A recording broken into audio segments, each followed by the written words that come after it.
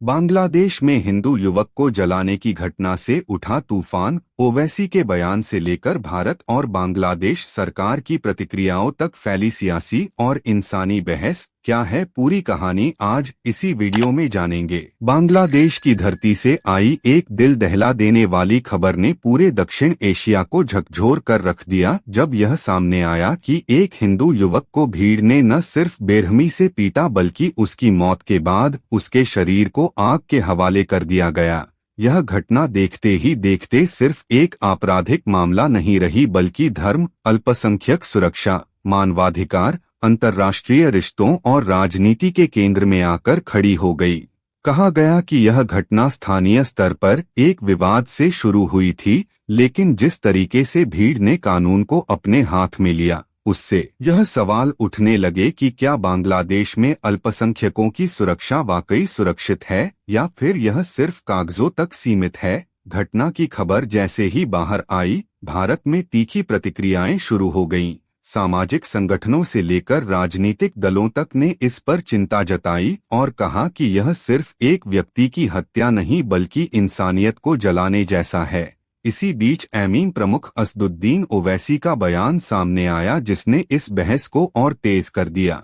ओवैसी ने साफ शब्दों में कहा कि बांग्लादेश में हिंदू अल्पसंख्यकों के साथ हो रही हिंसा को नजरअंदाज नहीं किया जा सकता और यह कोई नई बात नहीं है बल्कि समय समय पर इस तरह की घटनाएं सामने आती रही हैं। उन्होंने कहा कि अगर कोई भी देश खुद को लोकतांत्रिक और मानवाधिकारों का सम्मान करने वाला बताता है तो वहां धर्म के आधार पर किसी भी नागरिक के साथ हिंसा होना गंभीर अपराध है। ओवैसी ने यह भी कहा कि भारत सरकार को इस मुद्दे पर सिर्फ कूटनीतिक औपचारिकताओं तक सीमित नहीं रहना चाहिए बल्कि साफ और मजबूत शब्दों में बांग्लादेश सरकार से अल्पसंख्यकों की सुरक्षा की गारंटी मांगनी चाहिए। उनके बयान का एक बड़ा हिस्सा इस बात पर केंद्रित था कि भारत अक्सर पड़ोसी देशों में मुस्लिम अल्पसंख्यकों के मुद्दों पर आवाज उठाता है, तो उसी मजबूती के साथ हिंदुओं के मुद्दे पर भी अंतर्राष्ट्रीय मंचों पर बात होनी चाहिए। ओवैसी ने यह भी जोड़ा कि यह मामला किसी एक धर्म या राजनीति का नहीं बल्कि मानवता का है और किसी भी निर्दोष की हत्या चाहे वह किसी भी धर्म का हो, पूरी दुनिया के लिए शर्मनाक है। उनके बयान के बाद राजनीतिक गलियारों में हलचल और तेज हो गई। कुछ लोगों ने ओवैसी के बयान का समर्थन किया और कहा कि कम से कम उन्होंने साफ शब्दों में हिंसा की निंदा की। वहीं कुछ आलोचकों ने यह सवाल उठाया कि क्या यह बयान पूरी तरह मानवीय चिंता से प्रेरित है या इसके पीछे राजनीतिक गणित भी है। इसी बीच भारत सरकार की ओर से भी प्रतिक्रिया सामने आई जिसमें इस घटना को बेहद निंदनीय बताया गया और कहा गया कि भारत बांग्लादेश में रहने वाले अल्पसंख्यकों की सुरक्षा को लेकर गंभीर रूप से चिंतित है। भारत सरकार ने यह स्पष्ट किया कि पड़ोसी देश होने के नाते बांग्लादेश में शांति और स्थिरता भारत के लिए भी महत्वपूर्ण है और इस तरह की घटनाएं दोनों देशों के संबंधों पर असर डालती हैं। भारत की ओर से यह भी कहा गया कि दोषियों के खिलाफ सख्त कार्रवाई होनी चाहिए और कानून के तहत उन्हें सजा मिलनी चाहिए ताकि भविष्य में इस तरह की घटनाओं को रोका जा सके। भारत सरकार के बयान में यह भी झलक मिली कि वह इस मुद्दे को सिर्फ एक आंतरिक मामला मानकर नजरअंदाज नहीं कर सकती क्योंकि यह मानवाधिकार और अल्पसंख्यक सुरक्षा से जुड़ा सवाल है। इसके साथ ही भारत में कई राजनीतिक दलों और सामाजिक संगठनों ने सरकार से मांग की कि वह बांग्लादेश पर कूटनीतिक दबाव बनाए और यह सुनिश्चित करे कि वहां रहने वाले हिंदू समुदाय खुद को असुरक्षित महसूस न करें। कुछ नेताओं ने यह भी कहा कि यह घटना बांग्लादेश में बढ़ती कट्टरता का संकेत है जिसे समय रहते रोका जाना चाहिए।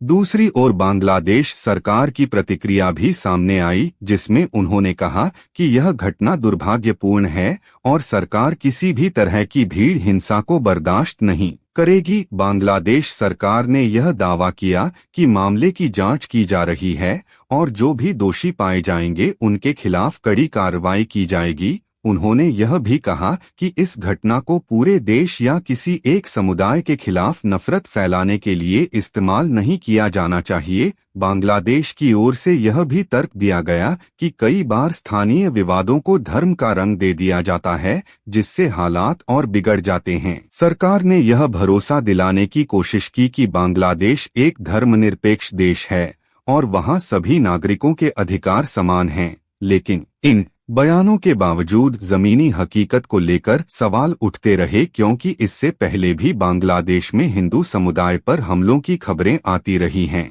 इस पूरे घटनाक्रम ने एक बार फिर यह बहस छेड़ दी कि दक्षिण एशिया में अल्पसंख्यकों की स्थिति कितनी सुरक्षित है और क्या सरकारें सिर्फ बयान देकर अपनी जिम्मेदारी पूरी कर सकती हैं। आम लोगों के बीच भी इस घटना को लेकर गुस्सा और डर दोनों देखने को मिला। बांग्लादेश में रहने वाले कई हिंदू परिवारों ने यह महसूस किया कि वे खुद को असुरक्षित मानने लगे हैं, जबकि मुस्लिम समुदाय के कई लोगों ने भी इस हिंसा की निंदा की और कहा कि इस तरह की घटनाएं इस्लाम और मानवता दोनों के खिलाफ हैं। सोशल और सामाजिक स्तर पर यह चर्चा भी हुई कि भीड़ की मानसिकता किस तरह किसी भी समाज को हिंसा की ओर धकेल देती है। जब कानून का डर खत्म हो जाता है और अफवाहें या नफरत हावी हो जाती हैं, तो इंसान इंसान नहीं रह जाता। ओवैसी के बयान ने इस बहस में एक और पहलू जोड़ दिया कि भारत को अपने पड़ोस में हो रही घटनाओं पर किस हद तक हस्तक्षेप करना चाहिए। क्या यह सिर्फ बयानबाजी तक सीमित रहना चाहिए या फिर ठोस कूटनीतिक कदम उठाने चाहिए। कुछ विशेषज्ञों का मानना है कि भारत और बांग्लादेश के रिश्ते काफी संवेदनशील हैं और ऐसे मामलों में संतुलन बनाना जरूरी होता है। वहीं कुछ का कहना है कि मानवाधिकार के सवाल पर किसी भी तरह का समझौता नहीं होना चाहिए। इस घटना के बाद अंतर्राष्ट्रीय स्तर पर भी नजरें बांग्लादेश पर टिकी रहीं कि वह किस तरह इस मामले को संभालता है।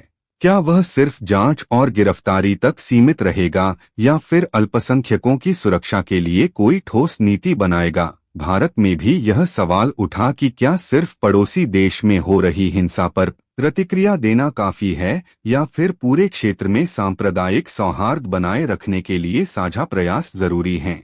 इस पूरी कहानी में सबसे दुखद पहलू यही रहा कि एक इंसान की जान चली गई और उसके साथ उसका धर्म जोड़कर नफरत की आग को और हवा दी गई। जिस युवक को जलाया गया उसकी पहचान से ज्यादा उसकी मौत का तरीका लोगों के दिलों में डर पैदा कर गया। यह घटना याद दिलाती है कि जब भीड़ हिंसा हावी होती है तो कानून, इंसानियत और नैतिकता सब पीछे छूट जाते हैं।